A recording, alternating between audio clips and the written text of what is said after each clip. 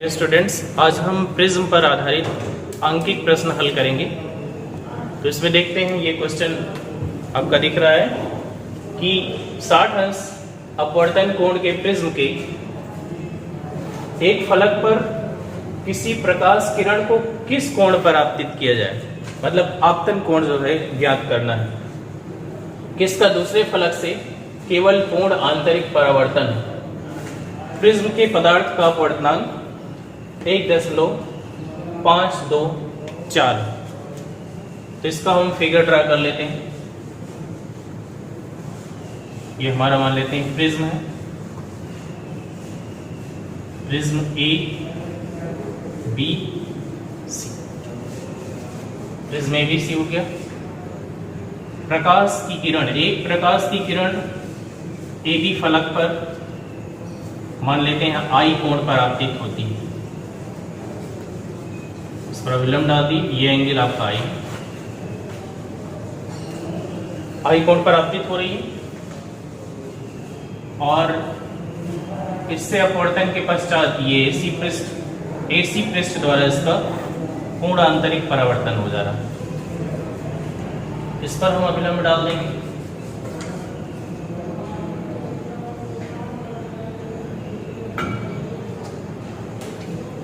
ये एंगल हो जाएगा हमारा पहले पृष्ठ द्वारा जो अपवर्तन कोण है R1 और ये एंगल हो जाएगा हमारा R2।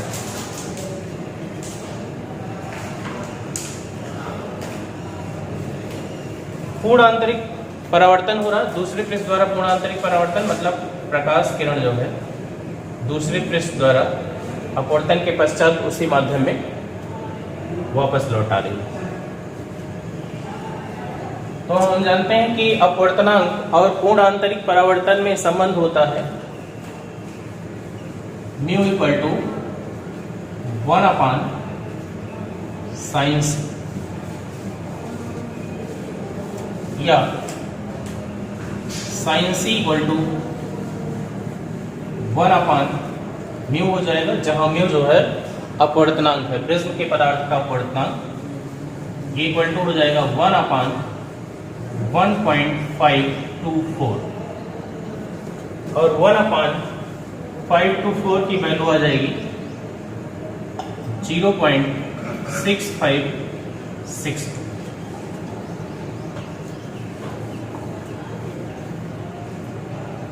तो C इक्वल टू, चूंकि साइन C इक्वल टू आ गया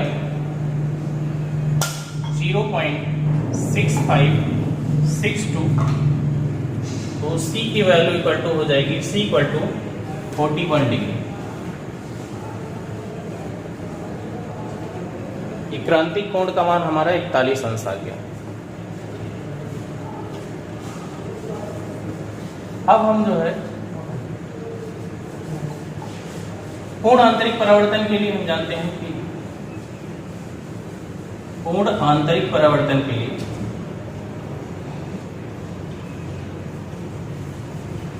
दूसरे पृष्ठ द्वारा जो पूर्ण आंतरिक परावर्तन तभी होगा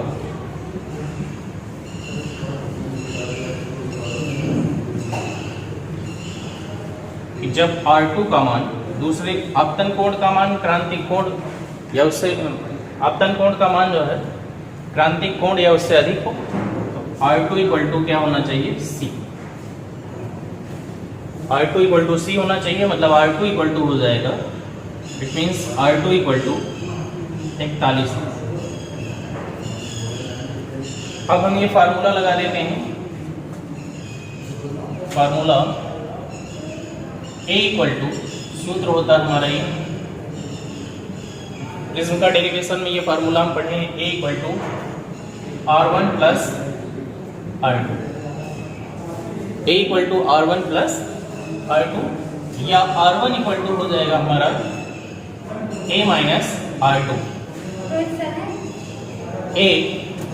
ए हमको दिया ही हुआ, A इक्वल टू 60 अंश है प्रिज्म कोण, माइनस R2 की वैल्यू 41 डिग्री आई है।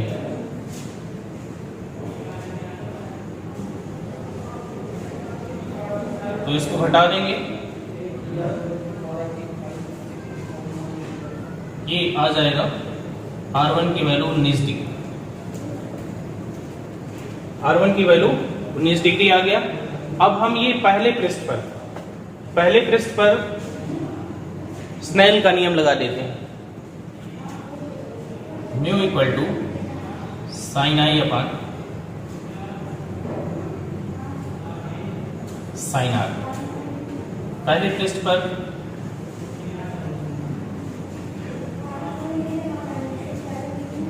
स्नेल का नियम लगा देते हैं। Sine I upon sine R1। Sine I की वैल्यू है, साइन आई की वैल्यू हमको निकालनी है। साइन आई अपॉन R1 की वैल्यू आ गई 19 अंश, यहाँ पे लिखेंगे साइन 19 अंश। और म्यू की वैल्यू हमको पता ही है 1.524। तो साइन आई इक्वल टू आ जाएगा 1.524 साइन 19 अंश। और साइन 19 अंश का मान हम साइन टेबल से रखेंगे और मल्टीप्लिकेशन के पश्चात इसकी वैल्यू आ जाएगी 0.4962। साइन आई इक्वल टू आ गया आपका 0.4962 या आई इक्वल टू आ जाएगा साइन इनवर्स 0.4962 और इसकी वैल्यू लगभग 30 डिग्री के इक्विवेलेंट आएगी। ये आपका एंगल आ गया, यही आंसर होगा आपका। सेकंड क्वेश्चन है आपका, ए प्रिज्म कोण वाले प्रिज्म के पदार्थ का अपवर्तनांक कोसेक a/2 है। इसका न्यूनतम विचलन कोण ज्ञात कीजिए। तो प्रिज्म कोण दिया है a है और उसका अपवर्तनांक दिया है कोसेक a/2। हमको निकालना है न्यूनतम विचलन कोण डेल्टा m का मान। तो चलिए हम प्रिज्म का फार्मूला लगाते हैं। प्रिज्म का फार्मूला होता है n equal to sine a plus delta m upon 2 upon sine a/2। Prism का फार्मूला हो गया। बाकी हम यहाँ पे वैल्यू को डब कर देंगे। तो n की वैल्यू दी है, अपवर्तनांक दिया है कोसेक a/2। तो n के प्लेस पे हम लिखेंगे cosec a/2, cosec a/2 equal to sine a plus delta m/2 upon sine a/2।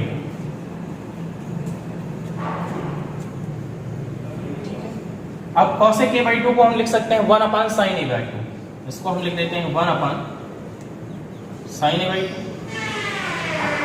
Equal to sine a plus delta m upon 2, a plus delta m upon sine a/2। अब ये sign a/2 cancel हो जाएगा और ये equal to 1 आ जाएगा। मतलब sine a plus delta m upon 2 equal to आ जाएगा आपका 1। और हम जानते हैं साइन 90 अंश का मान 1 होता है। तो sine a plus delta m upon 2 equal to sine 90 अंश। आगे हम देखेंगे इसकी वैल्यू जो कि इस पे वैल्यू 90 साइन 90 के बराबर है। a plus delta m upon 2 90 के बराबर होगा।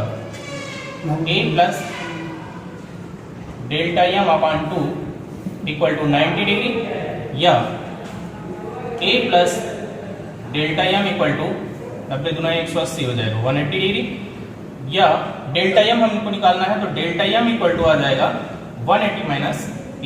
यही आपका आंसर हो जाएगा। चलिए ये थर्ड क्वेश्चन है आपका, किसी पदार्थ के लाल, बैंगनी तथा पीले रंग के अपवर्तनांक क्रमशः 1.52, 1.62 एंड 1.60 है। पदार्थ की वर्ण विक्षेपण क्षमता ज्ञात कीजिए। मतलब लाल रंग का जो अपवर्तनांक है वो पहले दिया है, वन क्रमशः मतलब क्रम से दिया है 1.52 है, बैगनी रंग का 1.62 है और पीले रंग का 1.60 है। हमको निकालना है क्या, वर्ण विक्षेपण क्षमता मीन्स ओमेगा निकालना है। तो पहले जो चीज दिया है उसको नोट कर लेते हैं हम। एनवी दिया है, एन पहले एनआर लिख लीजिए, एनआर मतलब लाल रंग का अपवर्तनांक। तो लाल रंग का अपवर्तनांक ये सबसे पहले है क्योंकि सबसे पहले लाल लिखा है ना, तो लाल वाला हो गया 1.5। फिर क्या दिया, लाल के बाद बैगनी वाला दिया है, तो बैगनी वाला ये हो जाएगा मतलब एनवी हो जाएगा, एनवी इक्वल टू 1.62 हो गया। ठीक, तथा ये पीला वाला लास्ट में पीला वाला दिया है, पीला वाला ये हो जाएगा NY Y for yellow, NY equal to 1.60। हमको निकालना क्या, ओमेगा निकालना है, वर्ण विक्षेपण क्षमता ओमेगा फाइंड करनी है। अब हम जानते हैं वर्ण विक्षेपण क्षमता, वर्ण विक्षेपण क्षमता की जो फॉर्मूला होता है omega equal to NV minus NR equal to NY minus 1। NV minus omega equal to NV minus NR upon NY minus 1। Value रख देते हैं 1.62 माइनस 1.52 अपॉन 1.60 माइनस 1। तो ये हो जाएगा, हम माइनस करेंगे 2 माइनस 2 0 हो गया और 6 में से 5 1 हो गया, पॉइंट लगा है पॉइंट लगा देते हैं और 1 माइनस 1 यहाँ पे 0 हो जाएगा इक्वल टू 1.60 में से 1 जाएगा, ये हो जाएगा 60। ये सेम प्लेस पे डेसिमल लगा हुआ है, इसको हम हटा सकते हैं, ये इक्वल टू 1/6 हो जाएगा। ठीक, और इसको हम सॉल्व कर लेते हैं, ये आ जाएगा 0.166। यही आपका आंसर हो जाएगा।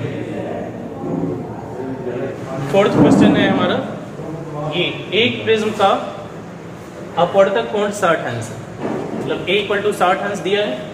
जब प्रकाश किरण 45 अंश पर प्रिज्म पर आपतित होती है, 45 अंश जो है ये आपका आपतन कोण है, तो अल्पतम विचलन होता है, मतलब 45 अंश पर आपतित होने पर अल्पतम विचलन होता है। अल्पतम विचलन कोण ज्ञात कीजिए। तो जो चीजें हमको दी है उसको पहले हम नोट कर लेते हैं, सॉल्यूशन है इसका। पहले अपवर्तक कोण दिया है, अपवर्तक कोण मतलब प्रिज्म कोण, प्रिज्म कोण को a से प्रदर्शित करते हैं। a बराबर हमारा दिया है 60 अंश। जब प्रकाश किरण 45 अंश पर आपतित होती, मतलब आपतन कोण दिया है, I इक्वल टू दिया है 45 अंश। अल्पतम विचलन कोण ज्ञात करना है, डेल्टा एम फाइंड करना है, डेल्टा एम। तो अल्पतम विचलन की स्थिति में फार्मूला हम जानते हैं, अल्पतम विचलन की स्थिति में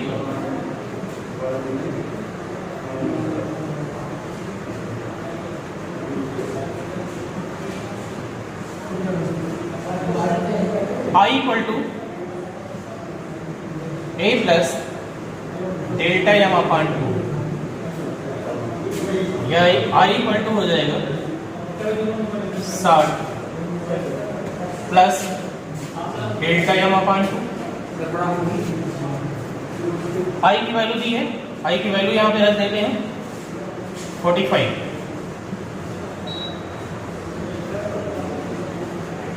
तो 60 plus delta M equal to 45 का 2 से मल्टीप्लीकेशन कर देंगे 90 डिग्री हो जाएगा।